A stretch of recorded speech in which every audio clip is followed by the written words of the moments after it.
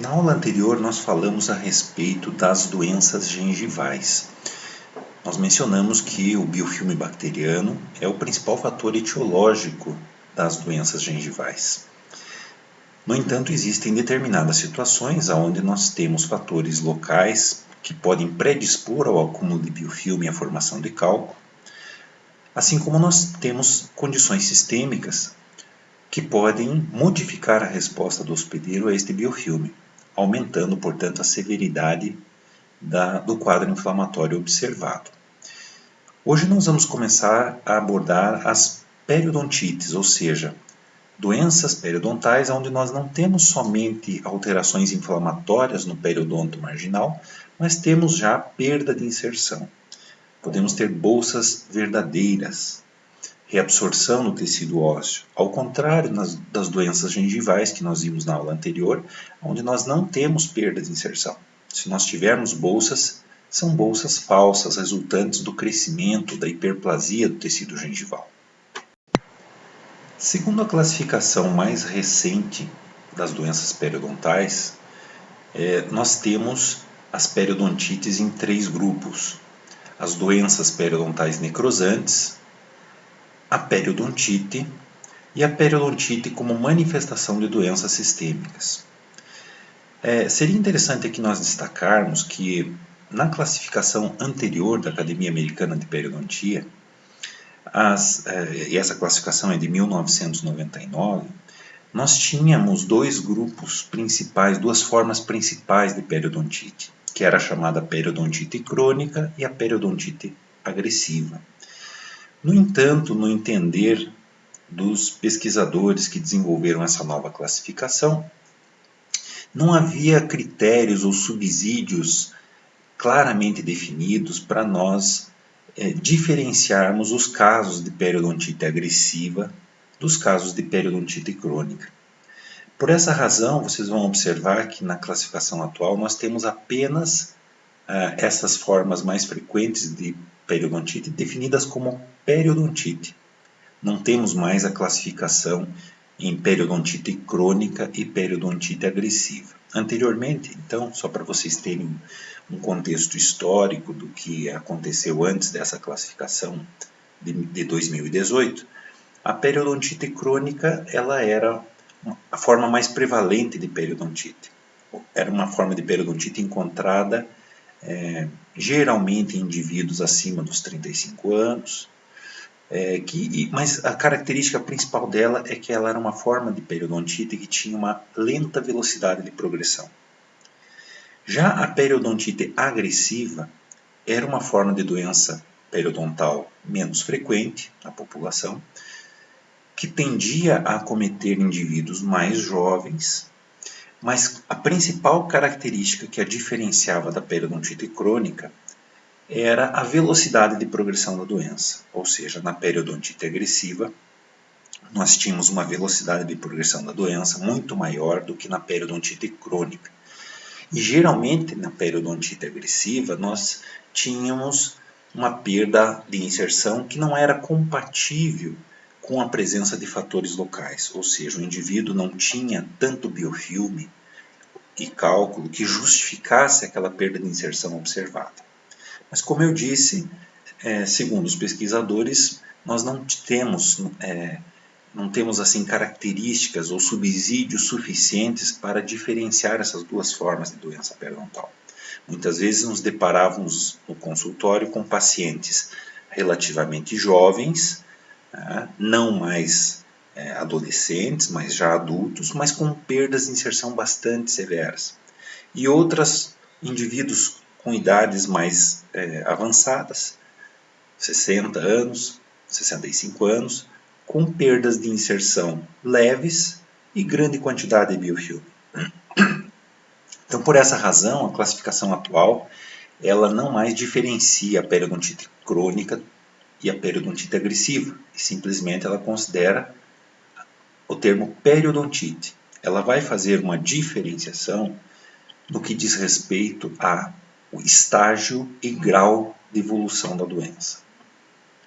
Isso nós vamos comentar daqui a pouquinho.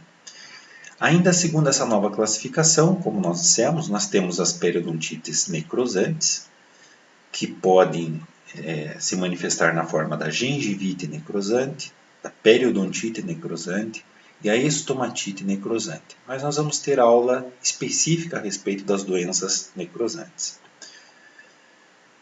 Para nós definirmos um quadro de periodontite, de acordo com a Academia Americana de Periodontia, nós temos que ter no indivíduo perda clínica de inserção em 2 ou mais sítios interproximais. Ou então, perda clínica de inserção de 3 milímetros ou mais nas faces livres de pelo menos 2 dentes. Então, para caracterizarmos um quadro de periodontite, nós temos que atender a um desses 2 critérios.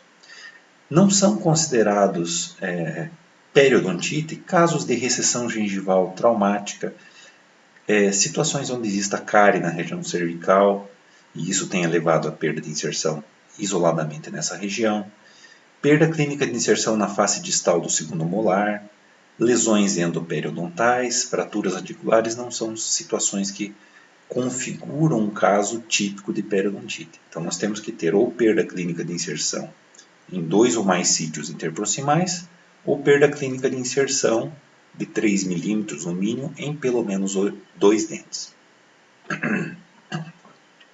Como eu mencionei para vocês, a nova classificação ela simplesmente ela considera a periodontite em diferentes estágios e em diferentes graus. Então, para vocês terem então uma ideia do que vem a ser uma periodontite estágio 1. A periodontite estágio 1 é aquela perda de inserção bastante inicial, é aquela doença bastante leve, ou seja, são indivíduos que têm uma perda clínica de inserção de no máximo 2 milímetros, pior sítio interproximal que vocês examinarem. Perda óssea radiográfica bastante discreta, inferior a 15%, ou seja, menos de 1/3 do terço cervical afetado pela perda óssea. A presença de bolsas geralmente são bolsas rasas, em torno de 4 milímetros. A perda óssea inicial, ela geralmente tem um caráter horizontal, ou seja, não há formação de perdas verticais ou angulares. E o indivíduo não teve ainda a perda de nenhum elemento dental devido à periodontite. Já no estágio 2, nós temos uma perda de inserção um pouquinho mais severa, em torno de 3 a 4 milímetros. A perda óssea radiográfica ela se estende a no máximo 1/3 do periodonto de sustentação do indivíduo. As profundidades clínicas de sondagem geralmente tendem a situar-se em torno de 5 milímetros no máximo. Ainda é uma perda óssea horizontal e o indivíduo não teve perda dental devido ao quadro de doença periodontal. Apenas para destacar que, independente do estágio de periodontite, ela pode ainda ser subdividida em localizada e generalizada, dependendo do número de sítios afetados. Ou seja, se nós temos menos de 30% dos sítios afetados, a periodontite é considerada localizada. E se nós tivermos 30% ou mais dos dentes afetados, nós temos uma forma generalizada. Dando continuidade aos estágios da periodontite, uma periodontite estágio 3 seria uma situação onde nós já temos uma perda de inserção, uma perda clínica de inserção de 5 milímetros ou mais. A perda óssea radiográfica já se estende até a metade da raiz,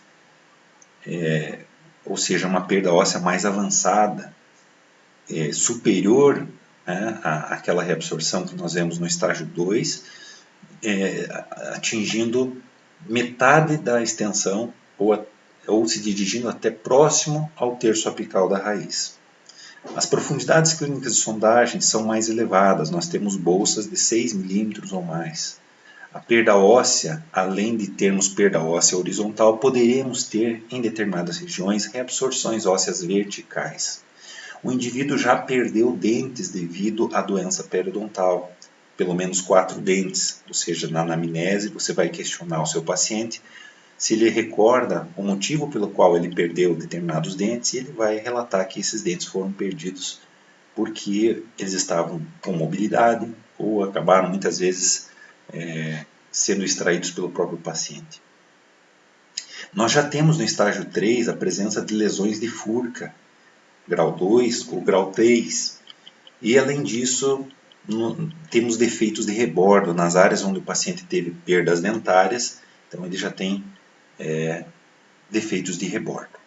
E por fim, o estágio 4 seria o estágio mais avançado da periodontite, onde a perda clínica de inserção é de 5 mm ou mais, assim como no estágio 3. A perda óssea radiográfica se estende no mínimo até a metade da raiz, indo para próximo do terço apical da raiz.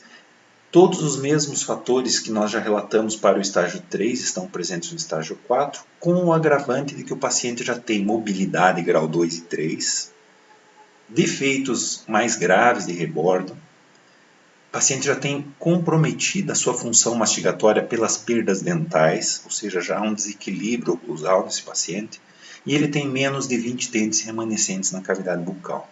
Então seria o estágio mais avançado da periodontite. Além da periodontite poder ser classificada em estágios, ela também pode ser subdividida em graus. A classificação em graus ela diz principalmente respeito ao risco de progressão da doença.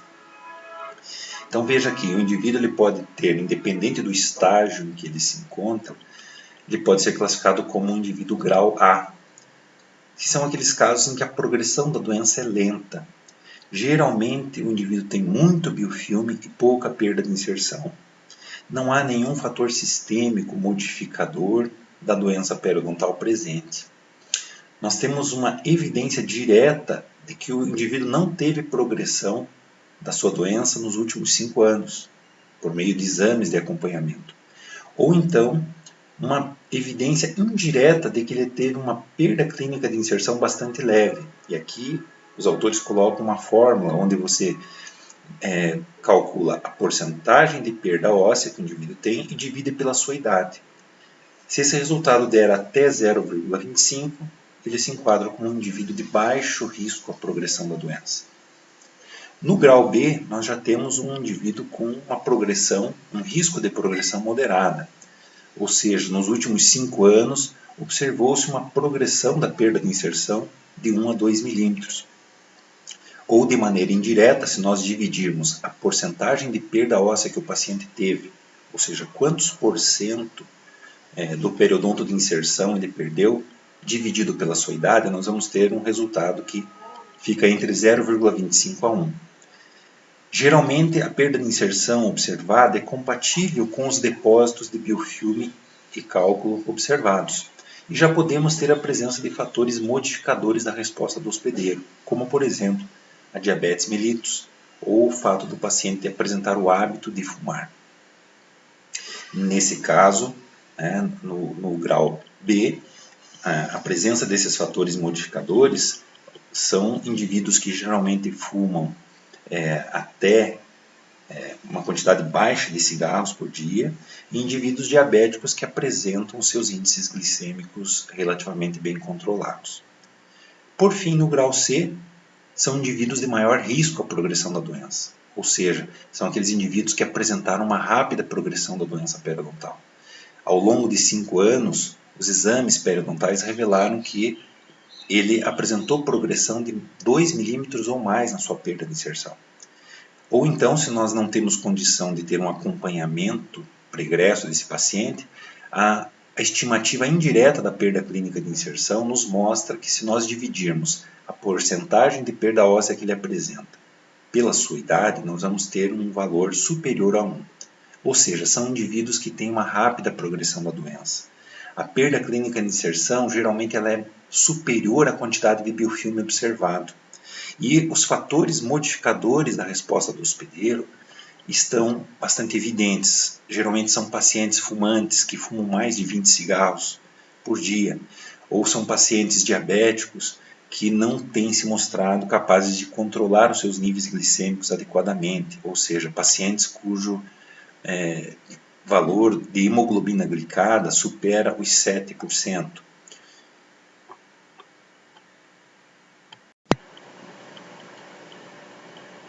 Observe essa paciente, uma paciente com 40 anos de idade,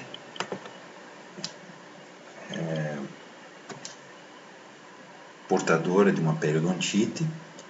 É claro que nós não podemos simplesmente fazer o exame visual, é importante se fazer a sondagem. Aqui na foto não está aparecendo a sondagem, mas é uma paciente que tem bolsas periodontais profundas, inclusive a presença de supuração, frente à pressão digital, sangramento à sondagem, uma grande quantidade de cálculo. Se nós observarmos aqui, essa vista lateral aqui, presença de um quadro de hiperplasia nessa região. Aqui na região inferior, alterações visuais no tecido gengival, que frente à sondagem nos mostraram a presença de bolsas bem profundas. Aqui vocês estão vendo a sondagem do incisivo superior. Então observe uma profundidade clínica de sondagem de 7 milímetros nessa região, com supuração, com sangramento. Aqui a imagem radiográfica nos mostrando uma severa reabsorção óssea horizontal na região dos incisivos. Presença de cálculo aqui na superfície radicular, mas observem a grande perda de inserção que essa paciente de 40 anos apresentava. Aqui uma vista lateral, na região do premolar, uma profundidade de sondagem de 6 milímetros.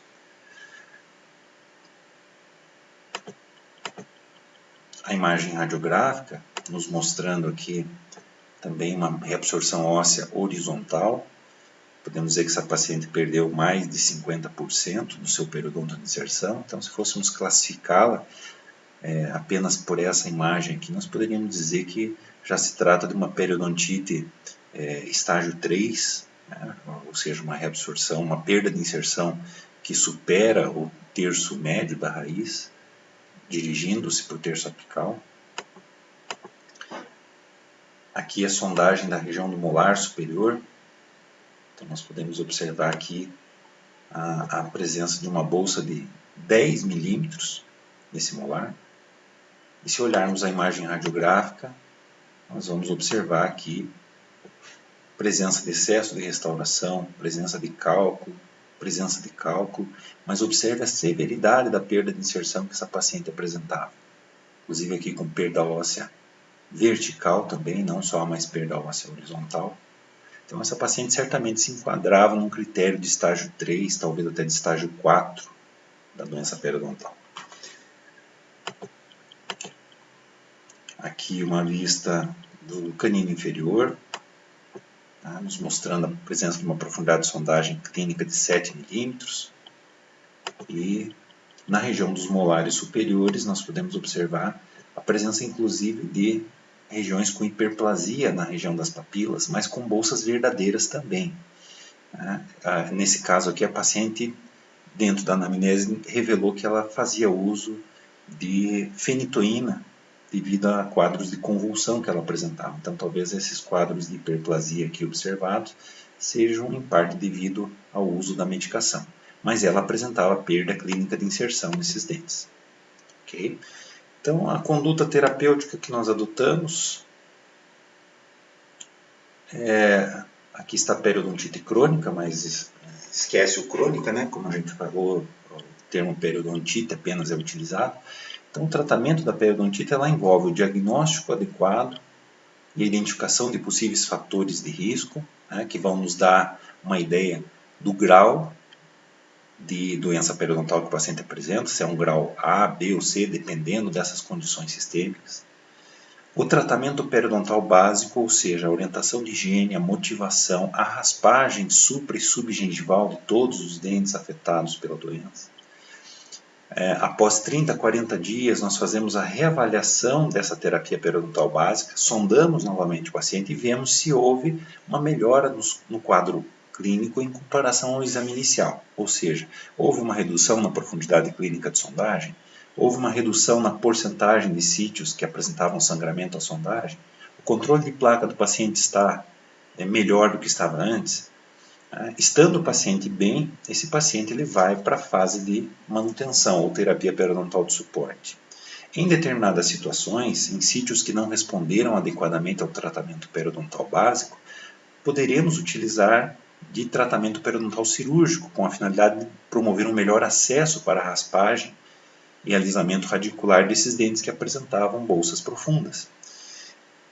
Mais raramente, em alguns casos, pode ser indicado o uso coadjuvante de antibiótico terapia, mas na maioria dos casos isso não é necessário.